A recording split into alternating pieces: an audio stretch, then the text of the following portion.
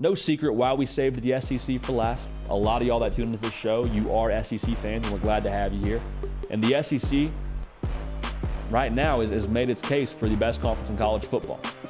And there is a lot of, and there's a crowd in the SEC now. Like, it's not just Georgia and it's not just Bama. Like, there's Tennessee, and they probably have the biggest boom factor in college football. If Joe Milton makes good on what he can do physically, like, oh boy, watch out for Tennessee. If that defense can improve, they got you holding your breath right now, but if they can improve, that second to last game of the season against Georgia will be, I mean, they could sell pay-per-view tickets, and I'd buy one, and I'd still be locked in. Hopefully we're at that game, but we'll see what happens there. We'll see what happens the rest of the season.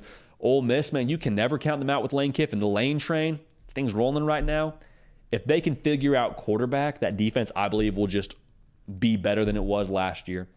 And Quinshon Judkins, for a lot of people's money, is the best back in college football. So we'll see what happens there. You can't count out Ole Miss. And let's put some respect on Kentucky's name while we're here. Right? Let's talk a little bit more about Devin Leary. No, he's not putting mayonnaise in his coffee. No, he doesn't have the biceps that Will Levis had. But his best season at NC State was far superior to Will Levis's best season at Kentucky. Now, Devin Leary had trouble staying healthy. Now they're going back to Liam Cohen as the offensive coordinator. Like, I really like what Kentucky has offensively, especially with who they have at the wide receiver position.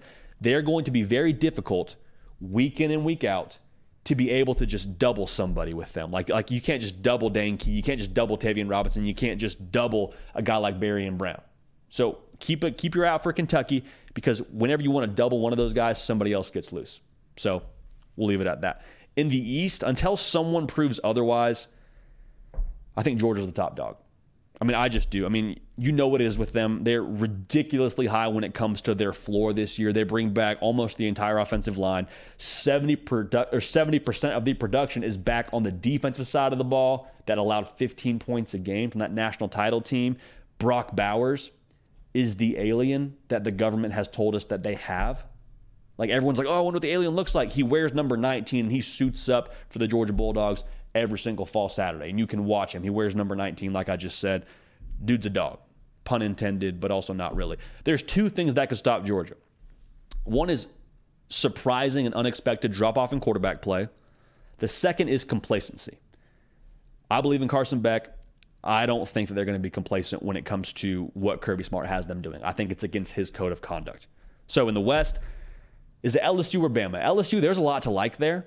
I am just not totally convinced just yet that they're at cruising altitude. They had 4 games last year that were decided by 1 score, and they were 3-1.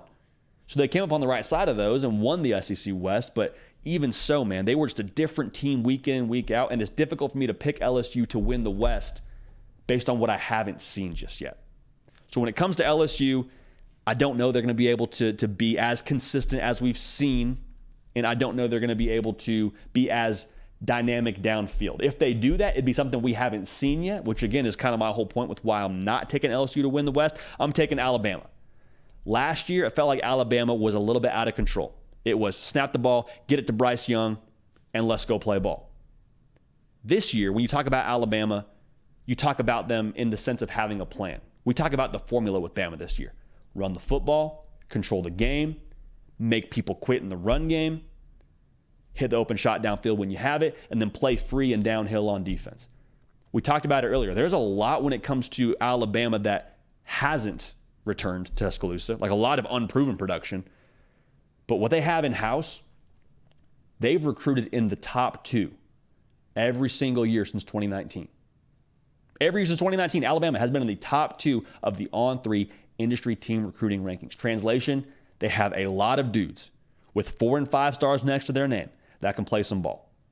Regardless of who plays quarterback for Alabama, I think they're going to be in really good shape. I think that it's just Nick Saban once again just listening to everybody talking about him and what Bama's going to be, and then they go out and they play, as they like to say in Tuscaloosa, murder ball. So I think that's what they do, and I think they end up in Atlanta, and I think they end up winning the West. However, I think Georgia is just too potent offensively. I think what you had last year with Stetson Bennett was phenomenal. You have a quarterback this coming season who I think has some other physical gifts that are going to allow you to maybe stretch the ball downfield in some other ways more frequently than you had. Still really balanced, still really potent. Defense plays the way that Georgia's played the last couple of years. I got Georgia when it's all said and done, winning the Southeastern Conference. Hey y'all, thanks so much for watching. Subscribe to the channel here to make sure you don't miss an episode of The Hard Count. Also be sure to check out other videos on the On3 YouTube channel.